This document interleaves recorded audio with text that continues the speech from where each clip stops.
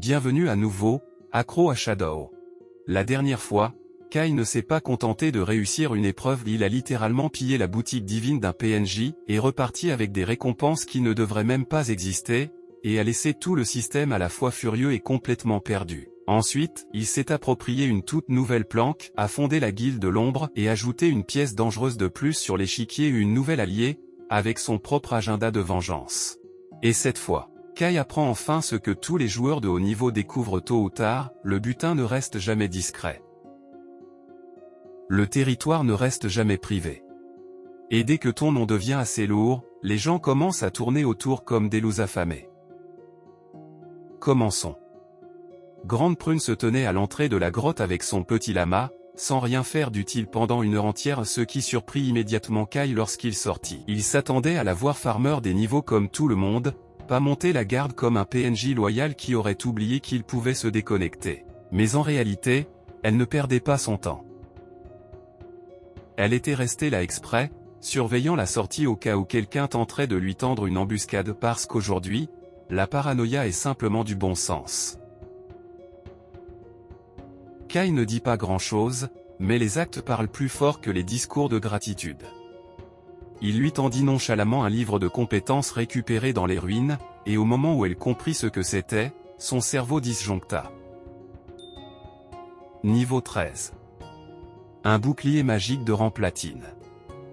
Grande Prune se figea, fixa l'objet, puis faillit littéralement exploser sur place. Une compétence comme celle-là n'était pas seulement rare, c'était pratiquement un code de triche pour survivre, et elle savait parfaitement ce que ça représentait.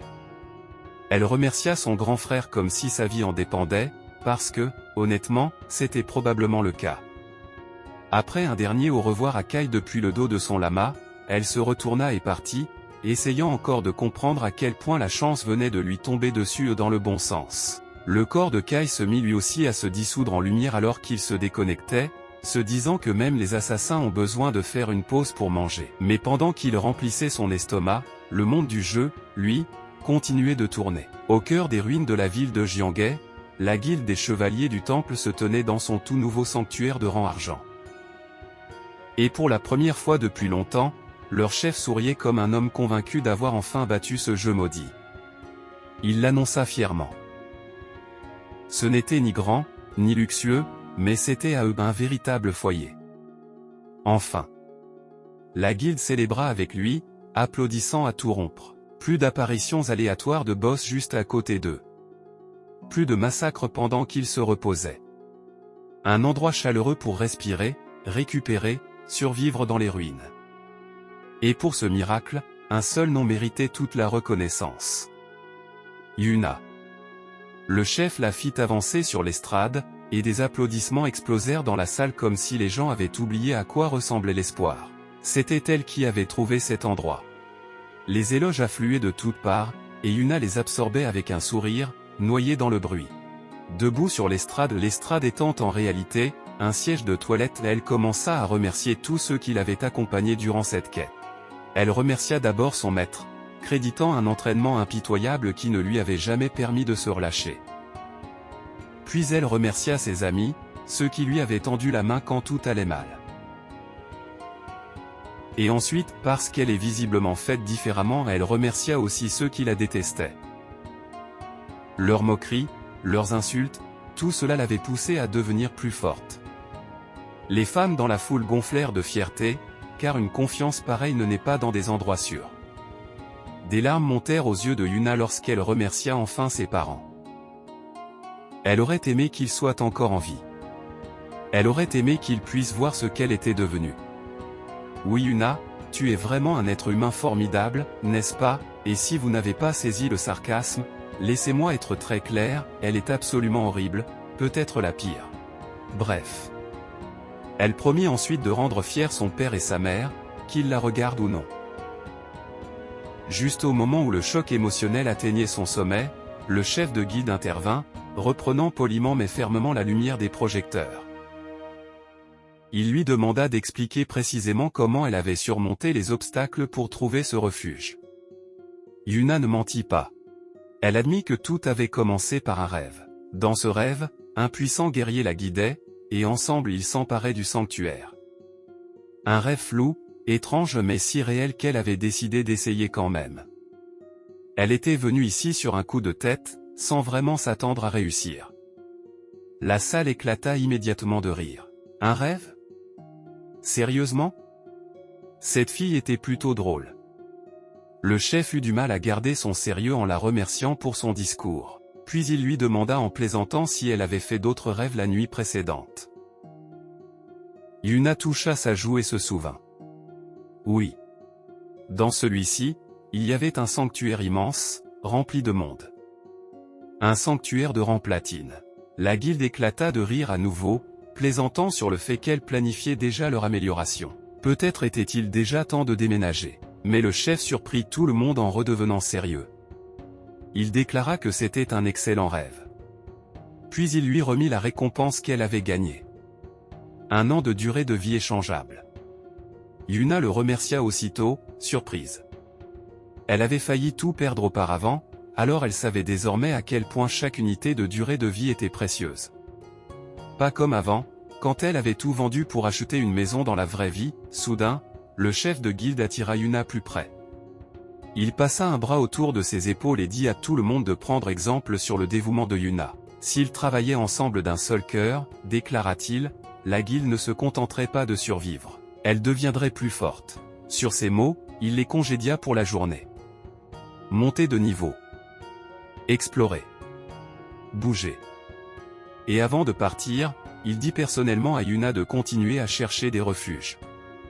Ils comptaient tous sur elle. Ses yeux s'illuminèrent comme si on venait de lui confier une quête sacrée. Elle hocha la tête et accepta sans hésiter. Plusieurs heures plus tard, Yuna se tenait seule dans les ruines de la ville de Jianghe. Bâton en main, l'inquiétude dans le regard, elle observait les alentours.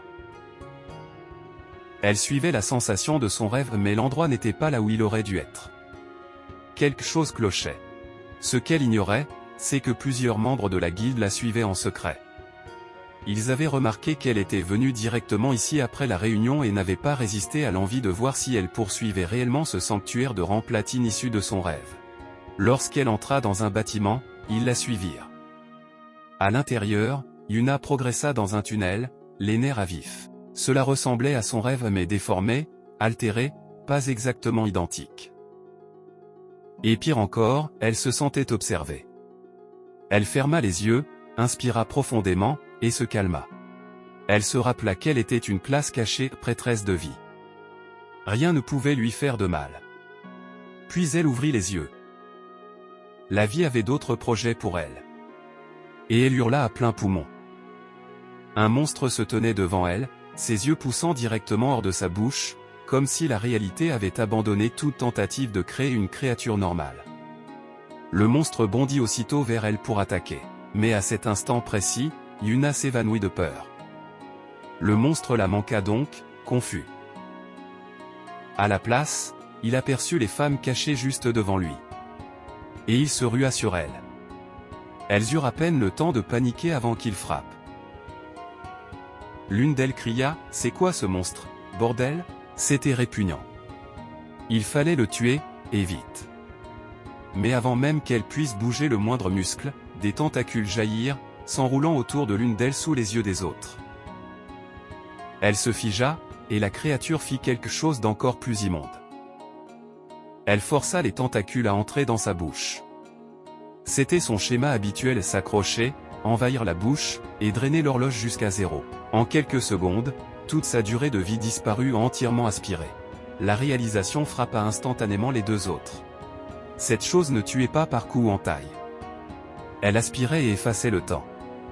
Alors elles coururent. Mais le monstre poursuivit, affamé de plus de temps.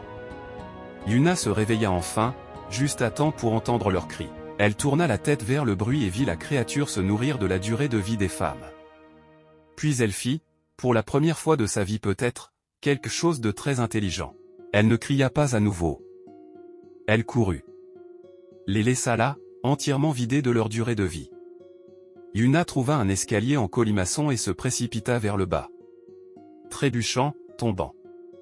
Puis elle s'écrasa au rez-de-chaussée, la tête la première. Ça a dû faire mal, forcément. La douleur brouilla sa vision tandis qu'elle levait les yeux. et se figeait. Une porte. Mais pas une porte ordinaire. C'était la porte, celle de son rêve. C'était ça. Le sanctuaire de Ramplatine. Elle l'avait trouvé. Enfin. Elle contacta immédiatement le maître de guilde, son message tremblant d'urgence. Le chef fut à la fois choqué et ravi. Il lui dit de ne pas bouger. Il arrivait déjà avec les autres. Il lui envoya une invitation de groupe pour suivre sa position. Elle accepta et rejoignit son groupe, promettant de l'attendre. Et c'est à ce moment-là qu'elle l'entendit. Un bruit derrière elle. Elle ne voulait pas se retourner. Mais elle le fit quand même. Le monstre souriait. La regardant droit dans les yeux sortant de sa bouche, brillant, heureux d'avoir un nouveau repas. Avec cette délicieuse durée de vie prête à être consommée. Comme un double cheeseburger. Mais quelque chose d'inattendu se produisit à cet instant précis. Même si la peur tenta de l'écraser, elle serra les dents et essaya de tenir bon. Elle n'était plus la même personne. Elle pouvait le vaincre. Pendant que le monstre, toujours aussi terrifiant, la regardait la tête à l'envers. Elle saisit son bâton en se relevant enfin. La puissance afflua alors qu'elle se rappelait qui elle était. Une noble classe cachée. Une prêtresse de vie. Elle attaqua soudain en premier. Des lianes venimeuses jaillirent, enveloppant le monstre, lui arrachant plus de 500 PV. Yuna s'illumina d'excitation, ça avait marché. Elle avait enfin touché une compétence et blessé un monstre. Elle enchaîna immédiatement avec un brouillard de poison corrompu. Une toxine vicieuse commença à ronger la vie de la créature, infligeant environ 170 dégâts par tic. Le brouillard se répandit rapidement. Trop rapidement. Son excitation se transforma en terreur lorsqu'elle réalisa que l'espace était clos. Et le poison envahissait tout. Elle ne pouvait pas le respirer. Mais il n'y avait nulle part où fuir ni se cacher. Ses yeux commencèrent à sortir de leurs orbites, elle n'en pouvait plus. Elle devait respirer, elle ne pouvait plus retenir son souffle. Elle tenta de disperser le brouillard en agitant les bras, les poumons en feu. Puis elle se souvint, elle était une prêtresse de vie. Elle avait son sort d'antidote. Elle le lança immédiatement, dissipant le brouillard mais sauvant aussi le monstre. Son regard se fixa sur elle. Il sourit encore plus largement. Même lui était confus. Qu'est-ce qui se passait? Qu'est-ce que cette humaine faisait? Il n'avait probablement jamais vu quelqu'un comme elle. Lancer un poison pour l'annuler l'instant d'après après avoir failli s'étouffer. Mais pour Yuna, il était déjà trop tard. Des larmes montèrent à ses yeux lorsqu'elle inspira accidentellement une dernière bouffée de poison. L'effet fut immédiat. Yuna mourut. Son corps fut converti en durée de vie alors que le système annonçait froidement qu'elle s'était suicidée. Elle réapparut au refuge de la guilde. Presque immédiatement, le chef de guilde lui envoya un message, confus. Elle expliqua qu'il y avait un monstre, et que c'était lui qui l'avait tué. Avant même qu'elle finisse de taper, la réponse arriva. Ils étaient déjà sur place. Le monstre était mort. Il demanda si elle parlait de la sorcière aspiratrice d'âme, le monstre de rang argent qu'il venait d'abattre. La question le troublait, car cette chose était lente et avait des attaques très faibles. Mais elle était absolument mortelle au moindre contact. Quiconque était attrapé perdait toute sa durée de vie. Le maître de guilde ne comprenait donc sincèrement pas comment elle était encore en vie. Cette confusion trouva sa réponse dans le sourire qui se dessina lentement sur son visage. Yuna expliqua calmement que lorsque le monstre l'avait acculée, elle ne l'avait pas combattu. Elle avait choisi quelque chose de plus intelligent. Elle s'était tuée elle-même en premier. Elle lui dit qu'à ce moment-là, elle savait une chose avec certitude. Si la sorcière la touchait, elle était morte. Alors elle avait pris la seule sortie possible. Le chef de guilde resta figé une seconde, puis éclata en louange devant son génie. Il la qualifia d'incroyable, d'un génie ayant découvert l'unique voie de survie dans une telle situation. Quand la panique frappe, il est difficile de réfléchir, mais elle avait fait preuve d'un sang-froid et d'une lucidité exceptionnelle. Yuna accepta les compliments avec un merci poli et l'informa qu'elle était déjà en route pour revenir. Mais derrière ce ton posé, l'excitation bouillonnait. Parce qu'apparemment, les trois rats qui la suivaient, qui l'insultaient, la battaient, étaient partis pour de bon. Et ça, elle décida que c'était exactement ce qu'il méritait pour s'en être pris à Yuna elle-même. Peu après, elle arriva devant l'entrée du sanctuaire et pointa la massive porte de pierre. Elle dit simplement au maître de guilde que le sanctuaire de Ramplatine se trouvait juste derrière. Il loua encore son travail et lui promit une récompense une fois le lieu revendiqué par la guilde. Puis son expression se durcit lorsqu'il se tourna vers ses hommes. Il ordonna à Datu de prendre une escouade et de sécuriser les environs. Aucun intrus ne devait approcher. Il ne voulait aucune embuscade. Datu hocha la tête avec assurance, affirmant que personne n'interférerait. Même pas la guilde de l'ombre. Avec cette garantie, le chef pointa la porte et donna l'ordre. Chargez. Tuez le gardien. Revendiquer le sanctuaire. Et en faire leur nouveau foyer luxueux de Ramplatine. Les chevaliers du temple se ruaient en avant, leurs cris de guerre se mêlant. Ils s'encourageaient, s'excitaient, goûtant déjà à la victoire. Puis quelqu'un à l'avant tenta d'ouvrir la porte. Mais elle ne bougea pas. Il rapporta rapidement la situation au chef. Celui-ci réfléchit un instant. Puis son expression changea lorsque la réalisation s'imposa. Chaque sanctuaire avait un gardien. Et celui-ci n'était pas derrière la porte. C'était la porte elle-même. L'un des hommes testa aussitôt cette brillante hypothèse avec sa hache. Des chiffres de dégâts apparurent, 320 points envolés. La foule éclata en acclamations. Le maître de guilde avait raison. Ils étaient heureux d'avoir un génie à leur tête. Souriant fièrement, il déclara le sanctuaire de Ramplatine comme un cadeau du destin et ordonna de le démolir. Ses hommes obéirent instantanément. Les armes frappèrent la pierre, la poussière explosa, et l'assaut commença. Au même moment, des alertes système apparurent au-dessus de la tête de Kai. Son sanctuaire, la terre des âmes purifiées, était attaqué. La durabilité de la porte d'entrée chuta à 99,3%, baissant lentement. La barrière magique, intacte, resta à pleine puissance. La téléportation normale vers le sanctuaire était bloquée. Seule la téléportation de guerre était disponible une fois par jour. Kai fixa l'alerte, mêlant confusion et concentration. Quelqu'un avait trouvé son sanctuaire. Et maintenant, il l'attaquait? Il enfourcha son loup et partit immédiatement, estimant qu'il leur faudrait de toute façon une année pour percer. Il voulait voir qui était assez stupide pour attaquer son territoire. Lorsqu'il atteignit les abords de la terre des âmes purifiées, autre chose attira son attention.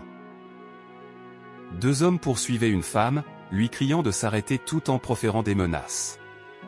Un troisième lui barra la route, balançant une masse cloutée. Avant qu'elle ne puisse respirer, il la frappa assez fort pour l'envoyer voler. Un homme aux cheveux violets sourit et activa une compétence appelée lien sacré. Des épées d'énergie tombèrent du ciel, clouant ses mains et ses jambes, lui arrachant un cri de douleur. Ils se moquèrent calmement, lui rappelant que cette zone appartenait aux chevaliers du temple. Pensait-elle vraiment pouvoir passer en force?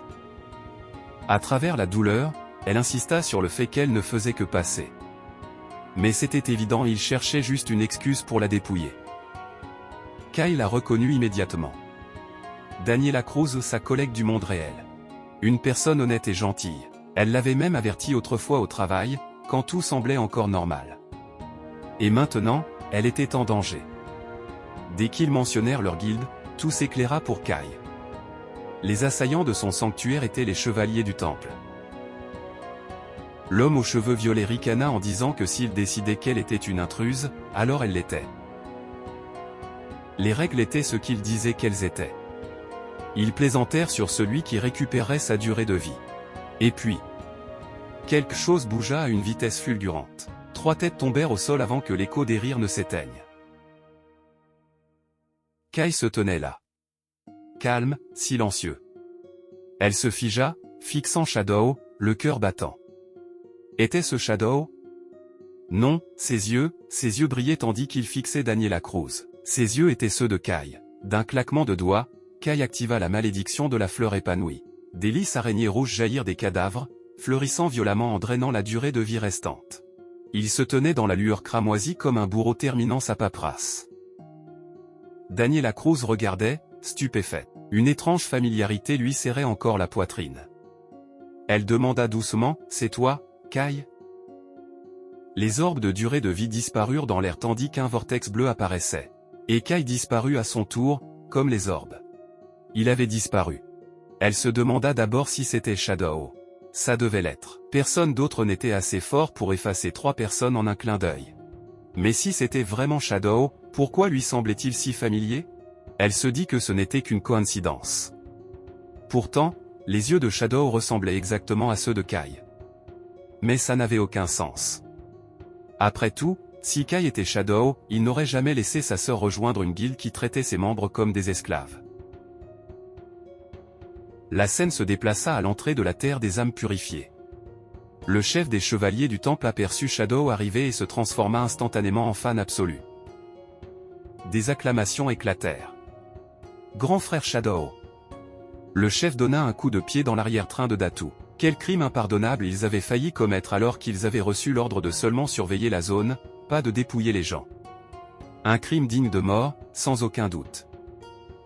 C'était finalement sa faute, à lui, de ne pas avoir su contrôler ses hommes. Il remercia Shadow de les avoir punis et transformé l'incident en leçon. Il affirma que Shadow les avait déjà sauvés de l'assassin sans tête Sharon la dernière fois. Apparemment, toute la guilde était désormais fan de Shadow. Et ils suivaient ses valeurs. Ils étaient maintenant une « guilde du soleil ». Recherche de la perfection, protection des faibles, droiture. Rien de mal ni de sale. Puis il s'approcha de Shadow et lui déclara son amour. Mais pourquoi était-il ici? Shadow ignora tout cela. Il posa une seule question. Attaquait-il un sanctuaire? Le visage du chef se vida de ses couleurs. Il balbutia, demandant comment Shadow le savait. Puis il se demanda nerveusement si Shadow voulait aussi ce sanctuaire. Les yeux de Shadow brillèrent faiblement. Il déclara calmement que ce sanctuaire était le sien. Le silence écrasa le groupe. Le chef faillit se pétrifier sur place. Ses hommes fixaient, incrédules. En sueur, le chef tenta d'argumenter. Il avait entendu dire que le sanctuaire de Shadow se trouvait dans la cité magique, et qu'un joueur ne pouvait posséder qu'un seul sanctuaire. Un subordonné murmura précipitamment, « Chef, vous pouvez aussi créer une guilde et enregistrer les sanctuaires au nom de la guilde. » Le chef, sans voix, venait de l'apprendre. Shadow confirma sans émotion. Il possédait des sanctuaires à la fois dans la cité magique et dans la ville de Jianghe. Le poids de la réalité tomba comme un ciel qui s'effondre. Ils avaient envahi et attaqué le territoire de Shadow tout ce temps. La peur submergea le groupe. Non loin de là, Yuna regardait, incrédule, les larmes coulant sur ses joues. Shadow n'était pas apparu dans son rêve.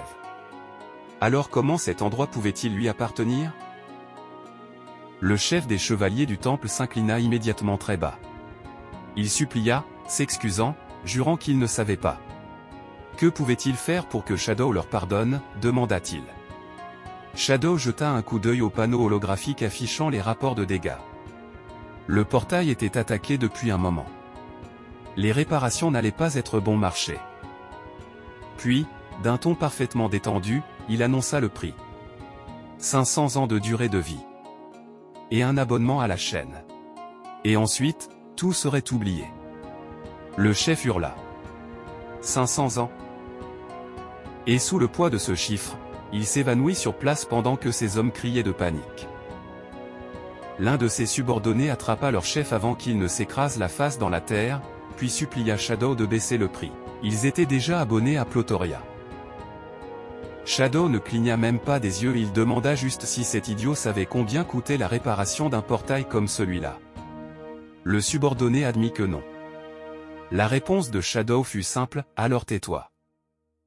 Le chef de guilde finit par se réveiller, le regard vide, marmonnant ce chiffre absurde comme si l'univers l'avait personnellement choisi pour l'humilier. Et puis, comme si on avait actionné un interrupteur, son désespoir se transforma en rage, sans issue. Alors, évidemment, il attrapa la raison même pour laquelle tout ça était arrivé. Il se jeta sur Yuna, l'attrapa par le devant de sa robe, et hurla pour savoir si elle voulait le détruire. Et entraîner toute la guilde des chevaliers du temple avec lui. Yuna ne se défendit pas. Elle baissa les yeux, avala sa honte, et dit doucement que c'était sa faute. Elle avait traîné tout le monde dans ce désastre. Puis elle se tourna vers Shadow comme si elle marchait vers sa propre exécution. Elle s'offrit à lui demandant de la punir elle plutôt que la guilde. Elle engagea sa vie, son travail, toute sa durée de vie future. Elle jura qu'elle deviendrait sa servante et lui remettrait tout ce qu'elle gagnerait jusqu'à ce que la dette soit remboursée. Et elle ne s'arrêta pas là. Elle lui dit pratiquement qu'il pouvait la frapper, la maudire, l'abuser autant qu'il voulait n'importe quoi du moment qu'il épargnait la guilde. Le chef et ses hommes la fixèrent, visiblement émus, comme s'il assistait à un discours de héros tragique. Shadow, lui, leur répondit avec l'équivalent émotionnel d'un écran noir. Ses yeux luisants ne quittèrent pas le chef de guilde. Puis il prononça un seul mot, son vrai nom, Shen Wuming. Shen Wuming pâlit d'une façon qui criait « Comment peut-il savoir ça ?» Il balbutia, choqué que Shadow connaisse son identité réelle. Shadow n'expliqua rien. Il posa juste une question froide et simple. Yuna valait-elle vraiment 500 ans de durée de vie? Le visage de Shen Wuming se tordit. Et le masque tomba complètement. Un sourire furieux s'étira sur ses lèvres, et il se rua sur Yuna comme un chien enragé, hurlant qu'elle n'avait qu'à dégager. Son coup de poing la projeta en arrière, et il se mit à vociférer qu'elle les avait entraînés à attaquer la planque de Shadow, avant d'oser jouer les nobles héroïnes. Et pendant que Yuna s'écrasait au sol, la vraie motivation sortit enfin. Elle voulait se rapprocher de Shadow. Et encore une fois, son plan avait échoué. Soudain, Shen Wuming revint vers Shadow et recommença à supplier. Sa guilde était petite, disait-il, il ne pourrait jamais payer 500 ans. Mais il ferait tout ce que Shadow exigerait. Shadow le regardait comme quelqu'un qui observe un rat négocier pour sa propre queue, puis enfin il céda. Il proposa un nouveau marché. 100 ans de durée de vie payée immédiatement. Les 400 restants seraient remboursés en livrant chacun des membres de la guilde portant le statut de tueur. Chaque personne livrée effacerait une année de leur dette. Shen Wuming s'illumina comme s'il venait de recevoir un miracle. Il déclara que c'était facile. Sa guilde comptait plus de 2000 membres. C'était le jour de chance de Kai, puisque cela l'aiderait aussi à réduire son propre statut de tueur. Car tuer des joueurs marqués, tueur, fait baisser son propre niveau de statut. Shen Wuming transféra immédiatement le paiement. Une notification système confirma que Shadow avait reçu 100 ans de durée de vie. Shen Wuming dit à Shadow d'attendre, puis se mit à aboyer des ordres pour que tous les membres au statut de tueur se rassemblent immédiatement. Et pendant que la guilde s'agitait comme une fourmilière, Shadow tourna calmement son attention vers son propre problème. Une invite système apparut, lui demandant s'il voulait dépenser 7 jours de durée de vie pour réparer la planque endommagée. Shadow accepta sans hésiter. Une autre notification confirma, transaction terminée, planque entièrement réparée. Il venait de réparer sa maison avec une semaine de vie comme si c'était un ticket de parking, tout en recevant 100 ans en retour, et en réduisant ses pénalités liées à son statut de tueur. Un bon deal. Puis les membres au statut de tueur se rassemblèrent enfin. Ils étaient 400. Et Shadow ne leur fit pas la morale. Il ne négocia pas. Il libéra un vortex tourbillonnant d'énergie sombre qui les découpa tous d'un seul coup. Le système confirma les éliminations, et le sol se transforma en champ d'orgue de durée de vie lumineuse. Son niveau de tueur passa de 4 à 3. Shen Wuming applaudit comme si c'était un spectacle sur scène. Il loua l'efficacité de Shadow et qualifia les morts de « fauteurs de troubles », qui méritaient une punition pour avoir violé les règles de la guilde. Shadow ne réagit pas aux applaudissements. Il donna simplement à Shen Wuming sa prochaine mission. À partir de maintenant, les chevaliers du temple garderaient cette planque. C'était, selon Shadow, le moyen parfait de tenir leurs membres indisciplinés en laisse. Il imposa des rotations de garde et fut très clair, si la planque était attaquée à nouveau, Shen Wuming en serait personnellement responsable. Shen Wuming accepta à voix haute, mais intérieurement, il maudissait Shadow de transformer sa guilde en agent de sécurité non payé. Et puis, le système frappa Shadow avec une nouvelle alerte. Son autre planque, l'Académie spectrale, était attaquée. Sa barrière défensive subissait des dégâts, et le système lui proposait son unique téléportation de guerre quotidienne. L'agacement de Shadow se transforma en concentration. On dirait qu'aujourd'hui, c'était la journée, aller-retour à défendre des planques. Il activa la téléportation, marmonnant sur le genre d'idiot assez stupide pour le provoquer alors que tout le monde savait que cette planque était la sienne. Une lumière bleue l'engloutit, et il disparut. À l'instant où Shadow disparut, Shen Wuming ordonna immédiatement à sa guilde de plier bagages et de partir. Un subordonné lui rappela l'ordre de Shadow de garder l'endroit. Shen Wiming ne fit même pas semblant d'en avoir quelque chose à faire. Il pointa Yuna, qui commençait tout juste à bouger. Il déclara qu'elle garderait la planque seule.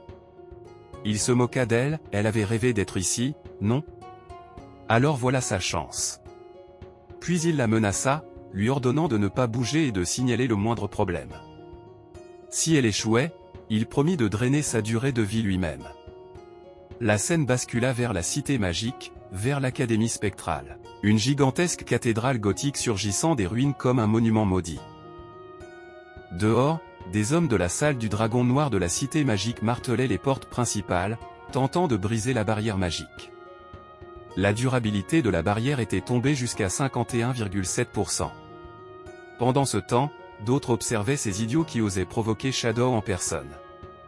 Puis Shadow se téléporta en plein chaos, atterrissant dans la planque comme un cauchemar rentrant chez lui. Du haut des murs, il fixa les assaillants avec une vraie incompréhension. Il ne se souvenait pas avoir eu affaire à la salle du dragon noir. Alors pourquoi était-il assez stupide pour se faire un ennemi de lui? En bas, le chef de la salle du dragon noir rassembla ses hommes pour une dernière frappe. Il exigea leur puissance, et ensemble ils la condensèrent en une énorme sphère sombre. Puis il la libéra avec un cri dramatique. Flamme noire, brise-dragon démoniaque. L'explosion frappa la barrière défensive, la fissurant encore davantage. La durabilité chuta à 13%. Les assaillants rugirent de joie, convaincus que le portail allait céder. Ils se réjouirent de la durée de vie qu'ils allaient voler des centaines d'années, enfin apporter. Et tout en haut, les yeux de Shadow se plissèrent. Il comprit quelque chose, ce n'étaient pas les cerveaux. C'étaient des pions engagés. Il se demanda qui pouvait encore le détester assez pour tenter un coup pareil, et être toujours en vie. Et un nom remonta immédiatement. Dongfang Ye. Les assaillants se figèrent soudain lorsqu'un son étrange roula dans l'air. Ils levèrent les yeux. Et virent un immense dragon éthéré descendre du ciel. Une vague d'énergie les balaya. Leurs corps se bloquèrent, leurs yeux tournoyant comme s'ils avaient été hypnotisés dans une terreur impuissante. Quelqu'un pointa vers le haut, paniqué, et c'est là qu'ils le virent. Un météore enflammé tombant droit sur leur tête. Qu'est-ce qu'un météore faisait dans le jeu? Il s'écrasa et explosa, les engloutissant dans une déflagration dont ils ne pouvaient même pas s'enfuir. Un homme survécut, d'une manière ou d'une autre. Quand les flammes se dissipèrent, il éclata de rire, soulagé, fanfaronnant que le météore n'avait fait que 3000 points de dégâts, et que son Bill Tank l'avait sauvé. Sauf que sa célébration dura exactement jusqu'à ce que sa tête soit tranchée. Des filaments sombres dévorèrent son corps, et il se désintégra comme s'il n'avait jamais existé. Le silence retomba. Puis un nouveau groupe arriva. Ils fixèrent les cadavres de la salle du dragon noir, stupéfaits, se demandant qui avait pu faire ça. Une jeune femme aux cheveux roses et au chapeau de sorcière devina immédiatement. Ça ne pouvait être que le joueur légendaire, Shadow. Ses compagnons doutèrent, ils ne voyaient personne. Mais elle insista, le pouvoir de Shadow ne se mesurait pas avec une logique normale. Il pouvait même être invisible en permanence, qui sait. Et depuis quelque part d'invisible, Shadow les observait en silence. Il les reconnut, la guilde du dôme céleste.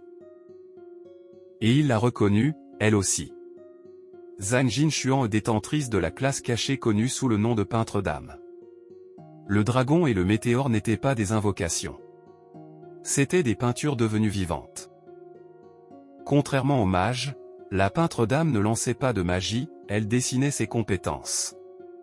Et la puissance de la compétence dépendait de la qualité du dessin. Shadow se souvenait que la classe peintre d'âme était terrifiante en combat de masse, comme les sièges et les affrontements d'équipe, mais fragile si quelqu'un la surprenait en solo. Alors quand Zhang Jinshuan appela poliment, demandant à parler à l'aîné Shadow, elle n'était pas seulement respectueuse. Elle était prudente. Parce qu'elle savait qu'il était tout près. Puis, au choc général, la voix de Shadow répondit depuis le vide, lui demandant ce qu'elle voulait. Zhang Jinshuan rougit légèrement et expliqua qu'elle devait entrer dans sa planque pour récupérer quelque chose, nécessaire à l'avancement de sa classe. Elle promit qu'elle paierait bien. Et pendant que Shadow l'écoutait, la pièce manquante du puzzle se mit en place. Dans sa vie passée, la guilde du Dôme Céleste contrôlait cette planque. Maintenant, il comprenait pourquoi. Zhang Jinchuan avait dû la trouver pendant exactement cette quête. Et une fois encore, Shadow réalisa que sa présence avait modifié l'histoire. Quelque part au fond de sa mémoire, il se rappela même avoir regardé des streams sur Twitch, elle et son grand-père, célèbres dans le monde du gaming. Et maintenant, la streameuse qu'il regardait autrefois, se tenait sous ses murs, demandant la permission d'entrer. Vieux Zhang n'était pas juste un surnom qu'on utilisait par respect. C'était le fondateur de la guilde du Dôme Céleste, l'une des guildes les plus puissantes de tout le pays. Et sous son masque, Kai sentit ses oreilles chauffer en admettant intérieurement quelque chose qu'il n'avait absolument pas besoin que quiconque sache. Ils savaient tout ça parce qu'il avait été fan. Repoussant cette réalisation embarrassante comme si elle n'avait jamais existé, Kai prit une décision. Il leur dit d'entrer pour qu'ils puissent parler. À mesure que ces mots retombaient, les énormes portes scellées de l'Académie spectrale s'ouvrirent lentement. Les ténèbres bâillèrent grand, révélant une entrée caverneuse qui ressemblait moins à un bâtiment qu'à un avertissement. À l'intérieur des halls gothiques, Kai s'assit sur un immense trône, une énergie sombre s'enroulant paresseusement autour de lui. Comme un boss. D'en haut, il leur demanda calmement d'exposer leurs requêtes. Zhang Jinchuan s'avança sans hésitation. Elle expliqua que sa classe peintre d'âme exigeait des matériaux rares pour progresser et des matériaux qui n'existaient que dans l'Académie spectrale. Elle ajouta qu'ils avaient entendu dire qu'il avait déjà vendu une planque pour 2000 ans de durée de vie. Donc, naturellement, elle proposa d'acheter celle-ci. Son raisonnement était simple et sans pitié. Sa classe avait besoin d'une quantité massive de ces matériaux, et en être propriétaire était la solution la plus efficace. Kai l'étudia, impressionné malgré lui. Il se demanda combien de durée de vie la guilde du Dôme Céleste avait déjà accumulé, aussi vite, pour oser faire une telle offre. Vieux Zhang. Toujours aussi impressionnant. Kai lui dit clairement que l'Académie spectrale n'était pas à vendre. Mais il ne ferma pas complètement la porte. En compromis, il proposa des permissions d'inviter. Accès gratuit au premier étage. Zhang Jinchuan ne s'y a même pas. Elle contre-attaqua immédiatement. Si l'achat était impossible, alors elle la louerait. 500 ans de durée de vie pour un bail de 3 ans sur le premier étage. Kai marqua une pause. Et dans ce silence, la vraie intention se révéla. Il réalisa qu'elle n'avait pas besoin de payer. Il lui avait déjà offert l'accès. Ce qui signifiait que ce n'était pas une histoire de matériaux. C'était une histoire de relation. Avec lui. Shadow. Comme si elle lisait dans ses pensées, Zhang Jinchuan se pencha et améliora l'offre. Avec un sourire malicieux, elle promit un bonus. S'il acceptait, la guilde du Dôme Céleste s'occuperait de la salle du dragon noir de la cité magique. Ceux qui venaient de l'attaquer. Complètement. Kai fut sincèrement pris de court. Il demanda si elle pouvait vraiment décider de déclencher une guerre contre une autre guilde sans consulter son grand-père. Zhang Jinchuan éclata de rire. Elle fut surprise qu'il connaisse même son grand-père. Puis elle dit ça naturellement, son grand-père l'écoutait toujours. Et écraser une petite guilde comme la salle du dragon noir serait sans effort. Kai admira une telle détermination à son âge. Et comme ça, il accepta. Zhang Jinchuan, en entendant ça, sauta de joie. Il lui lança le contrat de location. Une notification système le confirma, 500 ans de durée de vie transférée pour la location. Kai leur dit que le premier étage était à eux, librement. Et de ne pas s'inquiéter de la barrière défensive. Tous les dégâts seraient réparés automatiquement par la lave en dessous. Problème réglé. Le deal scellé, Zhang Jinchuan explosa de joie. Puis elle dit qu'il ne le dérangerait plus et partit. Et une fois qu'ils eurent pénétré dans la planque, Kai s'autorisa un petit sourire. Zhang Jinchuan était encore plus énergique en vrai que sur stream. Cette pensée le fit rougir sous son masque. Il chassa ça immédiatement. Retour au travail. Kai se dirigea vers l'entrepôt de sa planque. Sa compétence d'échange équivalent l'avait déjà bien servi. Voyant que le temps de recharge était terminé, il l'activa à nouveau. Une énergie dorée enveloppa sa main tandis qu'il sacrifiait un objet. Le système retentit. Entraînement d'intelligence perdu. Croc cramoisi obtenu. Une compétence de finition d'assassin de rangeade. C'était une attaque de mêlée brutale, infligeant d'énormes dégâts d'éléments sans selon les PV manquants. Et le soignant en fonction des dégâts infligés. Les yeux de Kai s'illuminèrent. Les compétences de finition et limite brisée changeaient une bataille. Le genre de capacité qui retourne complètement un combat. Elles se chargeaient au fil d'une bataille et, une fois pleines, on pouvait les utiliser à volonté. Les dégâts de base à eux seuls étaient déjà plus du double de sa meilleure compétence légendaire. Alors, sans hésiter, il dépensa des points d'évolution. Croc cramoisi évolua au rang légendaire. Dégâts augmentés. Soins augmentés. Avec ses buffs, une seule frappe pouvait désormais dépasser 100 000 points de dégâts. Et il lui restait encore 555 points après en avoir dépensé 33. Kai investit 500 points d'évolution dans sa furtivité passive. Elle évolua directement en mythique. La furtivité s'améliora drastiquement. Et un nouvel effet s'activa. En étant caché, la perte de durée de vie chutait de 90%. Les yeux de Kai brillèrent. Explorer venait de devenir beaucoup plus sûr. Au niveau 17, Shadow équipa enfin son nouvel équipement de rangeade. Voile. Gants. Bottes.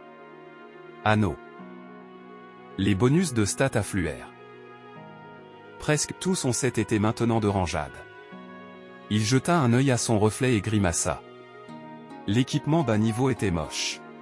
Alors il rétablit son apparence sur la tenue par défaut de sa classe, noir intégral, style ombre propre. Là, ça sonnait juste.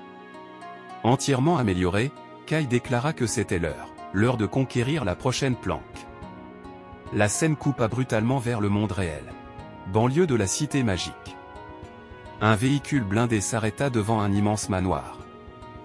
Deux gardes armés le regardèrent se garer. L'un demanda combien ils en avaient amené cette fois. La réponse, 4. La déception suivit. De moins en moins de gens acceptaient de vendre leur durée de vie ces jours-ci. Les portes s'ouvrirent. 4 personnes descendirent. Un homme massif et musclé. Un homme en long manteau. Un homme en costume. Et une jeune femme en capuche. L'homme au manteau admira le manoir, remarquant que les acheteurs devaient être riches. Un garde leur dit d'attendre pendant qu'il prévenait Madame Dongfang. L'homme musclé se plaignit de ne pas être invité à l'intérieur. L'homme en costume leur aboya de se dépêcher. Dans le hall du manoir, Dongfang YE apparut avec son fils. Son regard était glacial. Elle confirma qu'ils étaient là pour vendre leur durée de vie, et leur ordonna de la convertir en orbe de lumière et de la jeter au sol. L'homme musclé ricana. Demanda si elle plaisantait. Il n'avait vu aucun argent. L'œil de Dongfang YE brilla dangereusement. Elle répéta l'ordre. Donnez. Ou mourrez. D'autres gardes armés surgirent, armes levées, encerclant les 4 vendeurs. L'homme au long manteau leva les mains et demanda la signification de ce cirque. Puis il sourit. Et demanda si elle comptait les dépouiller comme eux dépouillaient les autres. Avant que la tension n'explose, une énergie jaune balaya les gardes, projetant les armes hors de leurs mains. Dongfang YE se figea, se plaça devant son fils, et les fixa en essayant de comprendre leurs intentions. L'homme au long manteau révéla sa classe cachée. Manipulateur d'insectes. Un essaim d'insectes luisants jaillit autour de lui. Il possédait une bestiole capable de monter de niveau et de devenir plus forte grâce à l'équipement. Il éclata de rire, la traitant de grosse brebis. Au même moment, les yeux de la femme encapuchonnée flambèrent d'un rose vif, tandis que l'homme au manteau ordonnait à ses compagnons de piller tout ce que cette beauté possédait. La chasse venait juste de changer de sens. Et c'est là que le chapitre d'aujourd'hui se termine. Les chevaliers du temple sont toujours debout mais maintenant, ils se tiennent sous l'ombre de Shadow, et Yuna est coincée en plein milieu. Une nouvelle alliance se dessine silencieusement lorsque la guilde de l'ombre et la guilde du dôme céleste se croisent, mais jusqu'où cela va-t-il les mener? Pendant ce temps, 4 inconnus passent à l'action dans le monde réel, et Dongfang YE apprend que les chasseurs peuvent devenir des proies très vite. Le jeu cesse d'être une question de niveau et de butin. Il devient une question de qui ose bouger en premier. Et la prochaine fois, quelqu'un le fera. À bientôt dans le prochain chapitre de Shadow.